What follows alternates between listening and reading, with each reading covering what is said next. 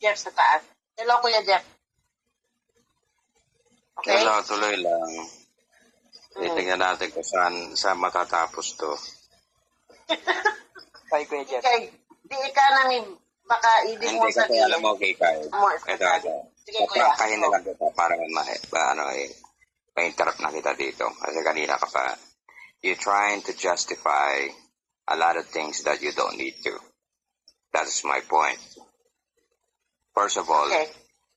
bakit ka nasisilipan is coming from you also. Okay? So, let me explain this thing in a very simple term. May trabaho ka. Okay? Sponsorship is about a communication between the other person, hindi sa live. Dayan is about a personal communication or kung saan man kukuha ng sponsorship, dapat hindi mo na ina-address yan dito sa social media. Diba? So, kaya nabubutasan kayo. So, ngayon kina-question nila, you get help from the government, nagtatrabaho ka, and then your sport is more of, kumbaga sa iba, makikita nga is a luxury. Right? So, ako ganito. If I love the sport, and that is my passion, okay, I'll do whatever I can to put aside a budget for that. And then, kung kukuha man ako ng sponsor, you do that locally. You know, so the friends of yours in a very, very private matter. Hindi mo na dapat ini-expose yan dito sa social media. So, you know, what I'm saying is, sa'yo rin nang gagaling ang problema. So, I'm just being direct to the point here. Kasi masyado mo, marami mo kasi, nakikita nila nagpapalipad ka ng pera dito, tapos sasabihin mo wala kang pera, hindi mo ginagamit sa gobyerno. Of course, that is part of your budget, right? So, kumbaga sa isang subsidized ng gobyerno dahil yung kinikita mo hindi sapat, right?